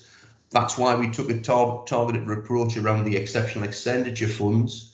But also, again, as we move beyond this year, hopefully we'll see a return to normality in general. Okay. Any questions on this? Okay, thank you for that report, Bruce. There's one hand up, I think, from Ben Watson. Oh, Ben, sorry. Yeah. That's okay. Morning, everyone. I think you almost answered the question anyway, but my question was about the kind of specifically about the high school deficits. If 3 of the 4 high schools are in deficit, I mean, we've seen this pattern for what, 2, 3, 4 years now, and I know there have been steps in place to address them, but given that the past year for many schools has actually delivered better than expected financial results, do we see this kind of reduction in the overall deficit as being, sorry everyone, as being a long-term kind of progression towards reducing that deficit and moving back into surplus, or do we think that actually the position for each of these schools might slip back again as we head towards normality? Abby? Yeah, with the high schools, the 3 high schools with deficits have budget recovery plans in place, and we were seeing a gradual return to a surplus position. The schools managed to adhere to the budgets last year. In the end, they financially over-exceeded, repaying the amount of deficit that they were planning on. So it's just speeded up their budget recovery, really. And I think certainly one of them will be coming out of deficit by the end of 21-22, and the other 2 by the end of 22-23. So I suspect it's speeded up the process, but we were heading in the right direction anyway with those 3 schools. So I'm expecting by 22-23, hopefully, that we will see at least 3 out of the 4 schools back in a surplus position. Thanks, Avi. You okay? That's great, thank you. David? Just want to add a tiny bit of detail, really, not one that there's I don't think an immediate solution to, but just we do have, it is a very small number, but we do have a handful of first and primary schools who, for a whole range of different reasons, usually revolving around dramatically reduced numbers on roll, have over time run up some quite significant deficits in terms of their actual, as a percentage of their actual sort of annual income.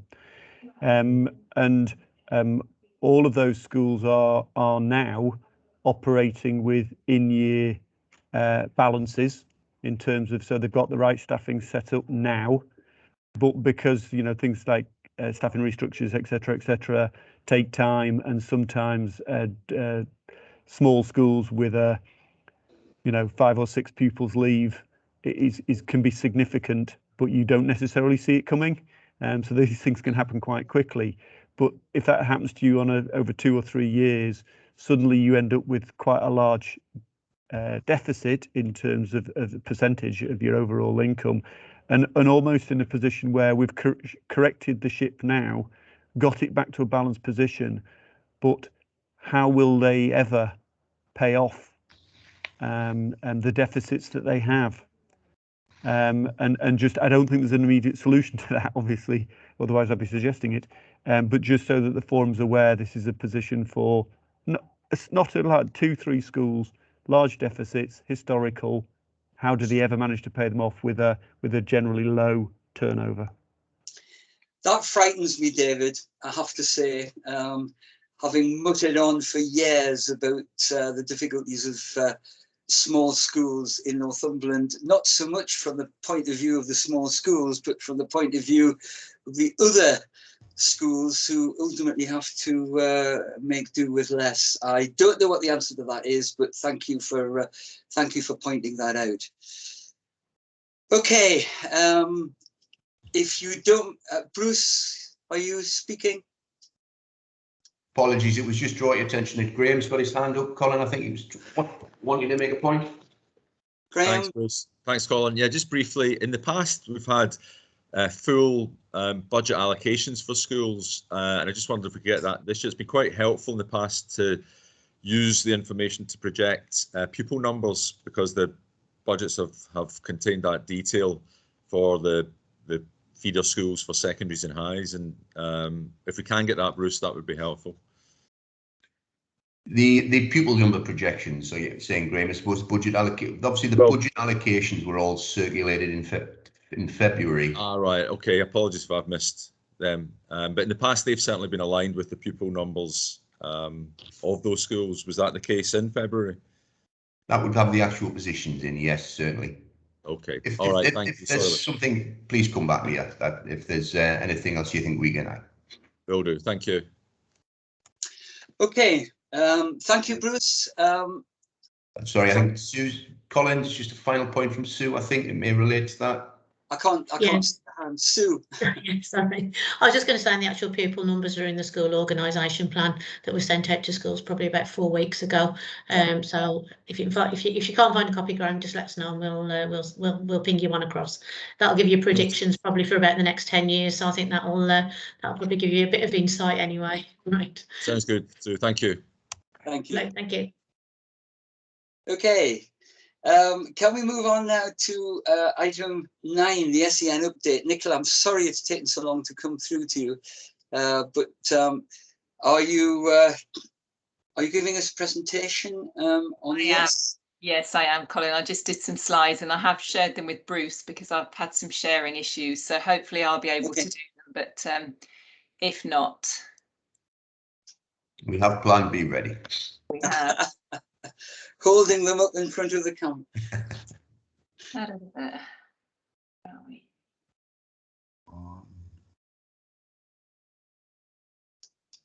Okay, is that showing?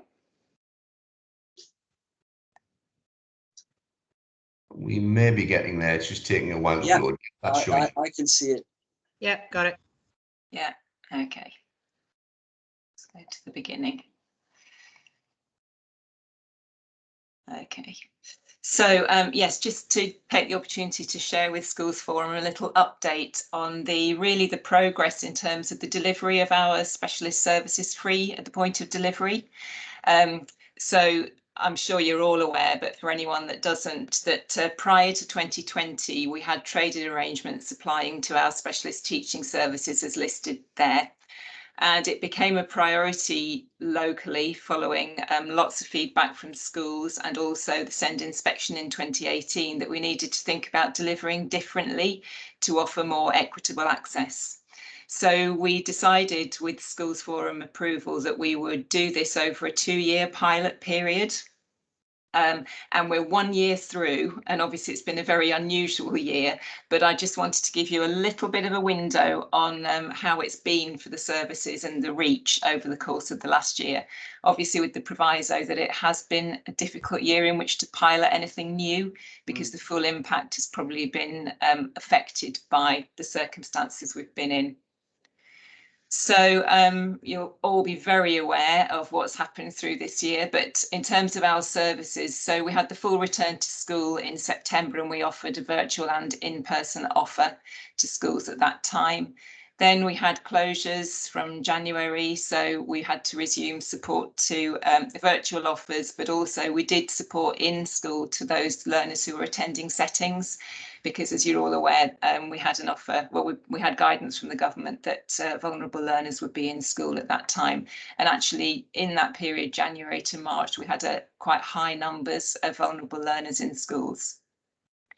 Then in March, schools fully reopened, so we set about our usual offer of support, and really what we found since then is hugely increased demand, and this is as a result of youngsters coming back in terms of lost learning, but also increased anxiety and SEMH needs becoming really prevalent. And when I say increased demand, that's been across the board, particularly for autism and emotional wellbeing and behaviour, but not specifically to them. So the literacy team, for example, and speech language communication have also experienced high demand. Nicola, can I butt in 1 second?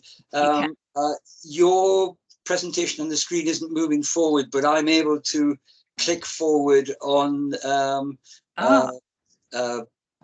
menu at the bottom of my screen. Okay, let me. Now on slide 3, is that correct? I'll just try. Is that a different screen now? Different slide showing now? Yeah, slide 2. Yeah. Backdrop. Okay. So yes, before we move on to the next slide, then it's really the whole question of whether we are even now able to say that we're achieving what we wanted to, which is a greater reach into more schools and therefore more learners with SEN. So if we look at each of the teams in turn, the autism team there, you've got the data for 1920 and 2021. And the difference is a 36% increase in referrals to the autism team. So they're not only referrals, but obviously pieces of work that have been completed. So we can see a significant rise there for autism. In terms of emotional wellbeing and behaviour, we've also seen an increase in referrals, which we've met. So from 1920 to 2021, there's been a 29% increase in referrals. For specific learning difficulties, which is actually the smallest of our teams, we've seen a huge increase in referrals. So 1920 to 2021, we've seen a 71% increase, which the team are managing, but yeah, big increase. And in terms of speech, language and communication needs, also increases of 25% over the 2 years. In terms of the number of referring schools and settings by partnership, interestingly, increases across the piece.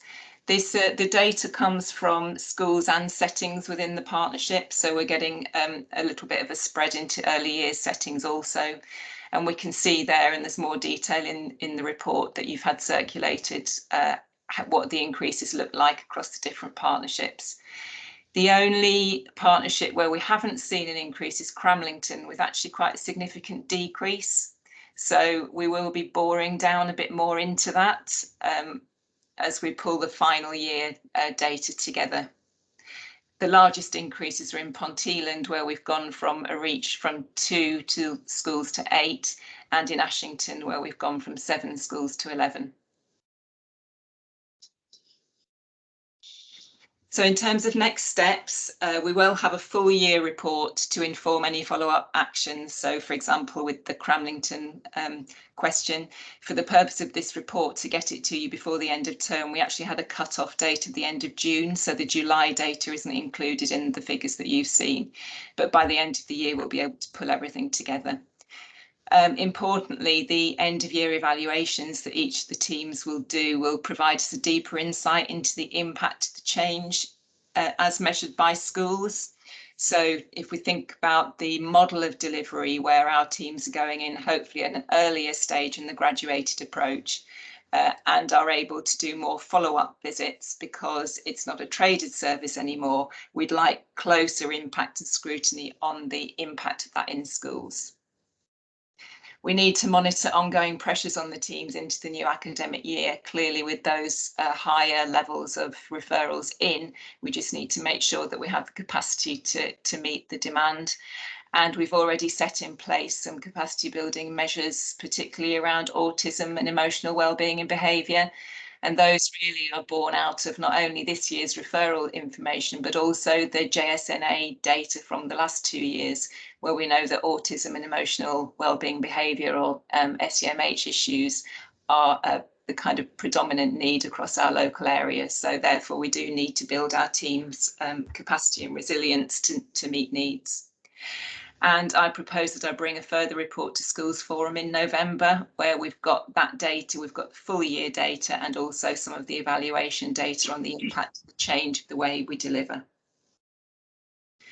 So that is summary of where we're up to. Happy to take questions or to follow up any of the other SEN points that were raised at the beginning of the meeting. Thanks, Nicola. Chair? Questions, Graham? Yes. Yeah, is there anybody going to talk about, obviously, the mainstream inclusion payment, the pilot project that's obviously coming online?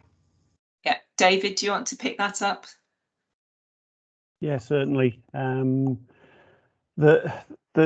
of the core principles that we've been moving forwards as the whole of education and skills, including yourselves, really is related to attempting to meet need as close to home as possible. It's something I think that's broadly supported, certainly from a parental basis and from most of the schools and settings. So, with a view to supporting needs of learners as close to home as possible, that would indicate that a lot of that nearest to home is a mainstream setting. Now, we do have and have had an increasing number of EHCP learners and an increase in demand from parents for special school places. But actually, we're possibly aware of a bit of a gap in terms of some of our mainstream schools are desperate to maintain some of their EHCP learners close to home, but again, sometimes parental pressure starts to direct them towards special schools, which might not be overall the best thing. So to try and not reverse that, but to try and influence that journey of EHCP learners through to special school placements and also provide high quality as close to home as possible.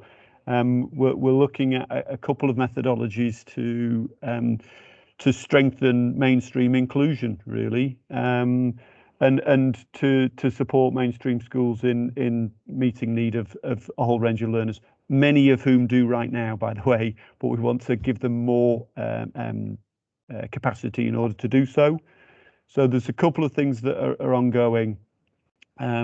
One has been that was discussed at the High Needs Committee the other day in terms of a model of additional funding, and the additional funding is to attempt to support placements in mainstream, and it might be an EHCP learner, but it might not be. It might be a SEND support learner, but the process we've had in place this year to support that group has been STAR funding, but we haven't found that STAR funding has been widely applied for, and as a result, the amount allocated for that has actually been underspent this year. So we're looking to extend the STAR process a little bit in terms of maybe looking at opening up to more learners, making the application process a little bit slicker and smoother, and also having an application process which is governed by peers, really. So other SENCOs, other head teachers will be more representative on the panel in order to allocate funding. We've got a model together which was highlighted to the AEN committee. It's been widely welcomed. There are a couple of caveats with it in terms of we've tried to allocate some high needs funding to support the process. We have an aim that this might reduce some of the demand on special school places, but also support that meeting needs close to home as possible. But at the same time, we can't have it. It wouldn't be prudent to have it as a runaway train where suddenly, hundreds of thousands of pounds were going towards this, if there isn't the hundreds of thousands of pounds available to do so. And the High Needs block did go into deficit this year, even though it's a better position than many other local authorities. It is still remaining deficit. So just some caution, but actually that we're trying to obviously prioritise SEND learners in mainstream settings for all the reasons already noted. The other piece of work that's going on, which has been piloted with a number of schools, is some costed provision mapping tools.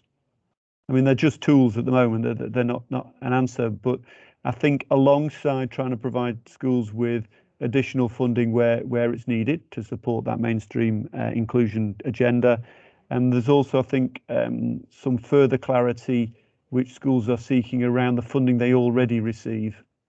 So looking at individual learners, I've done this with 2 or 3 schools this year, which has been very useful in just giving a full background of where the funding is. So we've got the funding that comes to the school through the ORPU, yes, and that probably is spent on the class teacher.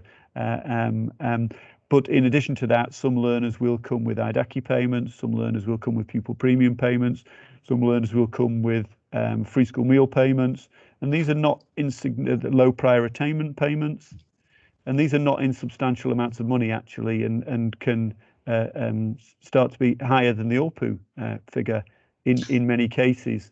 So just for transparency's sake, we're exploring, we've piloted with a number of Senkos who've been very responsive to the costed provision mapping tool. It also obviously indicates and shows a way of displaying the amount of resource the school are putting in, and looks at the notional that may or may not be available for that. And like I said, just a better clarity for those schools in terms of what money's coming in, what money's going out, and then possibly that might help us inform whether any additional funding is required for individual pupils.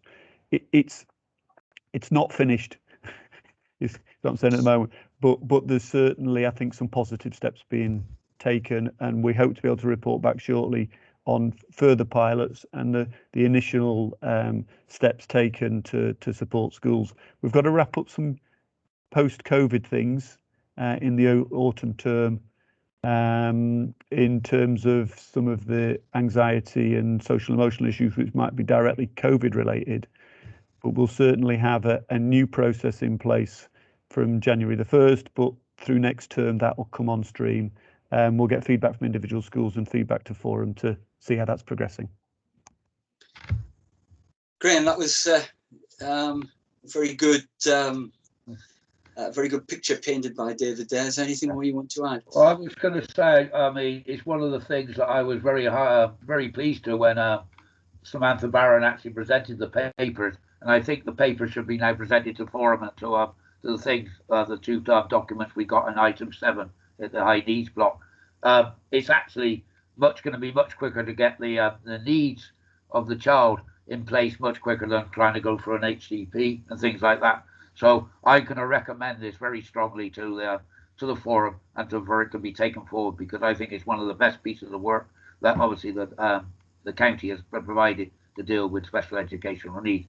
And also what Sue Olsen said about obviously the children who have been excluded as well. We must remember them also in this delivery as well. Okay, thanks, Graham. I'm sure the officers are. Yeah. The other thing that we brought up as well, Chair, was obviously the funding for special educational needs. And obviously in the minutes it said, you know, should we ask Forum to write a very strong letter back to the government about the lack of funding across special educational needs. So I'm putting that forward to a Forum now, you know, for the support of Forum.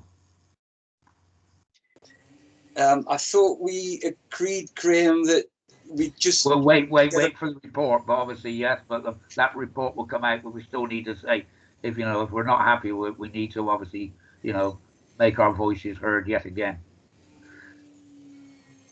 Bruce, you looked as if you were about to say something.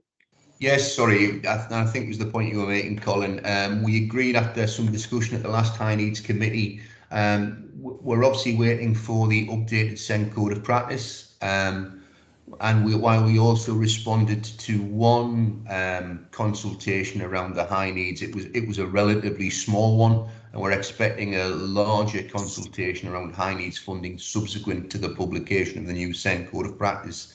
And we thought, I think there was agreement at the High Needs Committee that was the optimum time then to make such representations. Yeah, that's what I agree there, Bruce and Chair, but obviously we need to obviously bring to the attention that obviously high needs seem to be obviously underfunded all the way right across the country. So, you know, if we can get our voice in from Northumberland, it'd be great. and we need to do that at the most opportune moment. Graham, Yeah, that's right, Chair. Thank you. Yeah. Yeah. Okay. Colin, Nicola would like to. Audrey, sorry, Nicola. Nicola, we can't hear you. Yeah.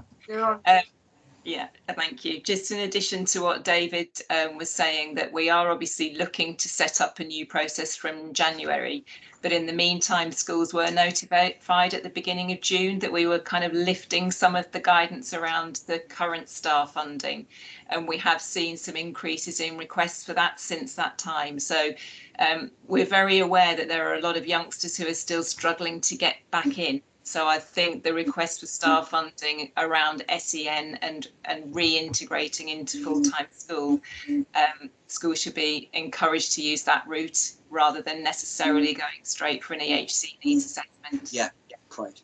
Yeah, okay. Hopefully we can bring that out in the minutes. Anything further to ask of Nicola? I had one broad question, Nicola. The change in the basis of receiving the support that you've described to us went from being an SLA to being an inclusive service. Do you think that's got anything to do with the increase in uptake? Yes. Yeah. And I think, Colin, if we, we start with the hypothesis that offering this services free to schools will increase the use. Yes, it has. But what that means for us is that we're more confident that we're able to get to more learners at an earlier stage. Right. So we had a number of schools when it was traded who didn't buy the services, and we had no idea whether those youngsters were getting services from elsewhere or actually schools were trying to go it alone. So what we're seeing now through the data, not only from the number of referrals, but also the increased number of schools looking for our services, I think we can be much more confident that we're getting in to meet needs when we need to. Yeah. So from the point of view of the needy children and families, we should regard that as success. That's how I would interpret it. Cautiously success. Cautiously, yeah. Given the year we've all had, yeah. Quite. Okay. Good signs. Nicola, thank you very much. And unless there are any further questions, I'd like to move on. Is that okay? Yeah. Right. Item 11. The work. Oh, sorry. It's item 10. Scheme for financing maintained schools. I'm hoping you can breeze through this fairly quickly, Bruce. Can you? Anybody think you're looking to gloss over this relatively swiftly, Colin? And it's an important aspect of the governance calendar. Every year we essentially bring the scheme for financing schools, scheme for financing maintained schools specifically to the July meeting. Essentially, as hopefully is outlined in the report, there are minimum changes this year.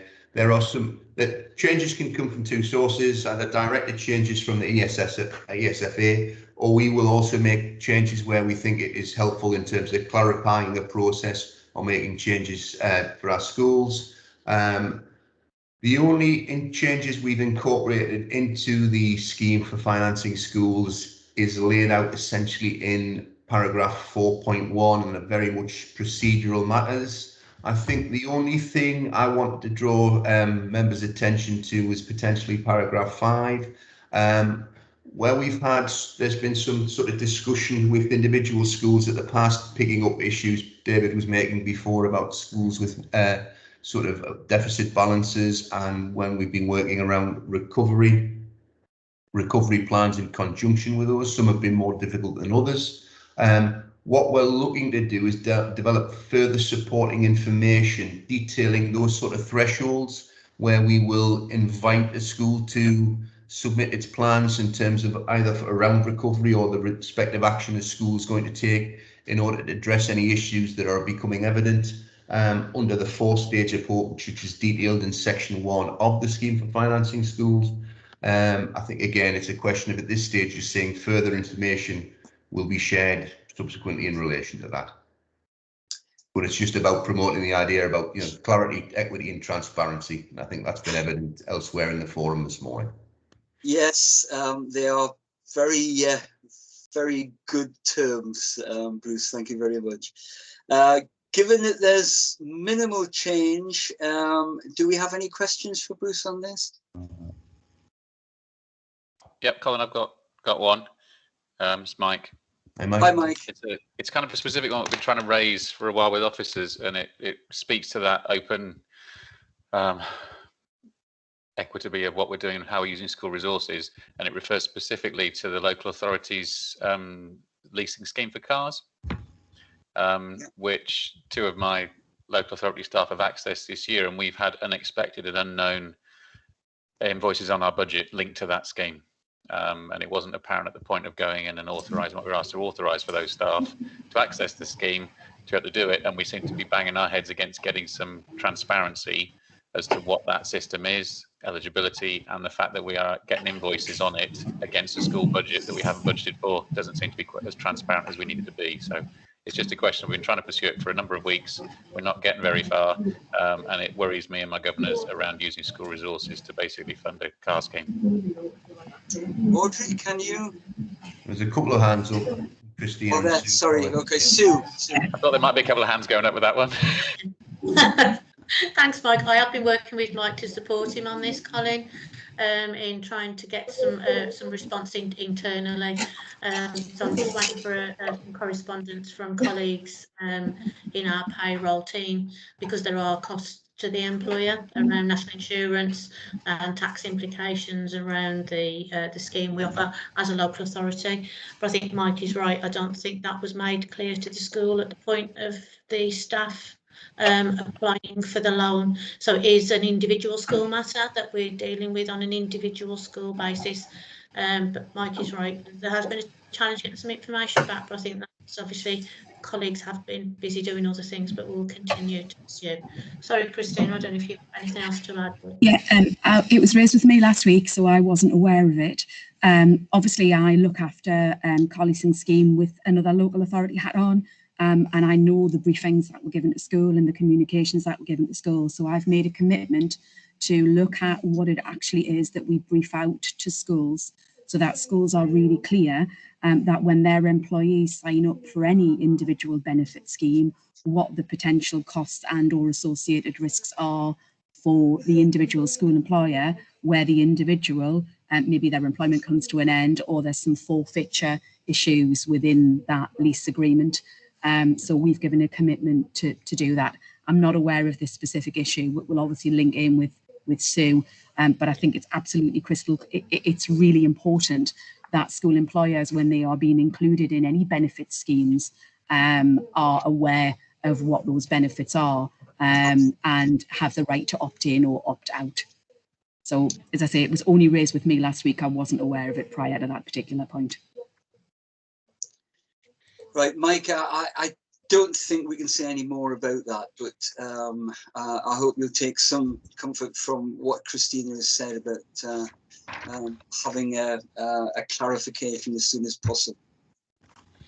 Thank you. Yeah, I appreciate officers have been trying to work with us on it. I think from my perspective as well, it's an issue about the fact that through the local authorities, and I've got no issue with the local authority running a car scheme thing, but if school-based educational staff are able to apply for that, we don't seem to know enough, and it might just be I don't know enough, could be the issue, but it doesn't seem to be something that's widely known about amongst the heads that I've spoken to, that says actually they know the financial implications of their staff accessing a local authority scheme like this of benefits, and it needs to be clearer, so we can have a conversation locally and also have that ability for our governors to transparently discuss it and decide whether or not we are able to opt in or out of that because of the financial implications. And that's just purely financial implications. That's all I'm worried about. Yeah. And Mike, I totally agree. I think there has to be a due process where the school employer or the school employer representative makes a decision about whether or not the individual can access the benefit. And it's not an admin process done in the background because an individual chooses to apply. So I totally agree with you, and I'm 100% supportive of making sure we have that protocol and process in place going forward. Alison, you have your hand up. Yeah, thank you. It's a question that's sort of been prompted by Mike's actually, and it's prompted by a communication yesterday that came round about an offer for education staff to access the Active Northumberland offer. Now, I have caught it before it's gone round to all staff, because it sort of says, my reading of it was that it was applicable to people employed by the local authority only, but it then says, and it extends to education staff. So my colleague's reading of it was, it includes academy staff, and it would be really helpful if these kind of offers or communications could just make it much clearer. Just one sentence would do. Is this available or not? And then, you know, we haven't spent a great deal of time on this, but 2 or 3 people spent half an hour yesterday chewing over whether this was available to our staff because they are not employed by the local authority, they're employed by us, or whether it was available, and whether it was possible to for county to extend them so that they had similar benefits, or whether it's just not on. If it's just not available, that's fine. It would just be really helpful if it was much clearer. That's an interesting one, Christina. Yeah, Alison, obviously it's something that I've already identified, and that sometimes the communication goes out and it's well intended but not helpful or well communicated. I'm not aware of that specific thing, but I totally agree with you. I think there needs to be a decision made about the extended staff that could be included, and then what those different options might mean. And if it's okay with you, I'll take that away and have a conversation with Audrey, because I haven't seen that communication, and I know it's something that Audrey and the team and I have been picking up with colleagues elsewhere about. Our schools are a very unique group, and sometimes the communication needs to be unique to them and not just a flow out from the authority. So please leave that with me, and we'll have a look at that and get some clarity. Just one sentence in the communication would be sufficient to make it clear to us whether I should roll this out or not. Lovely, thank you. Okay, thank you. I think we've probably aired that one sufficiently. Thanks for raising that. Moving on then to item 11, the work programme. This is just for information. Simply for information, Colin, it'll look slightly tired and repetitive at this point. What we will do ahead of the next meeting is send out a schedule of dates for the full next academic year, and I'll work with Leslie in terms of agreeing those. Obviously, just highlighting at this point, the next scheduled meeting is Wednesday, the 29th of September. Smashing, okay. Any other business? I only have one item. Let's go right back to the beginning of the meeting when Richard Woodhouse said that this was his last meeting. Is that correct, Richard? It is indeed. The end of the forum hasn't coincided with my deciding to pack in the union work, which I assumed would be the case, I must admit. But yes, and thanks very much for everyone for putting up with me for what seems a considerable length of time. Richard, I've found your penetrating contributions very, very useful over the years. So personally from me, and I'm sure from the forum as well. Thank you very much, and best wishes for the future. Who is replacing you? Well, we need to go through a quasi-democratic, transparent process. So, but I think it's probably John Sanderson. Yeah, but Colin, I'll pick that up with Richard, because it's part of the trade union facility time support as well. So I can pick that up with Richard outside. Thank you. Well, Richard's contribution has certainly been valuable. So I hope there's someone to attend the meeting on the 29th of September. Smashing. Any other items of additional business? No, thank you very much for your attention. A surprising amount to be discussed, which I hadn't anticipated, but I think it's been a good meeting. And hopefully we'll see most of you or all of you on the 29th of September. Thank you very much. Have a good summer. Okay, cheers. Thanks, everyone. Bye, everyone. Thanks, everyone.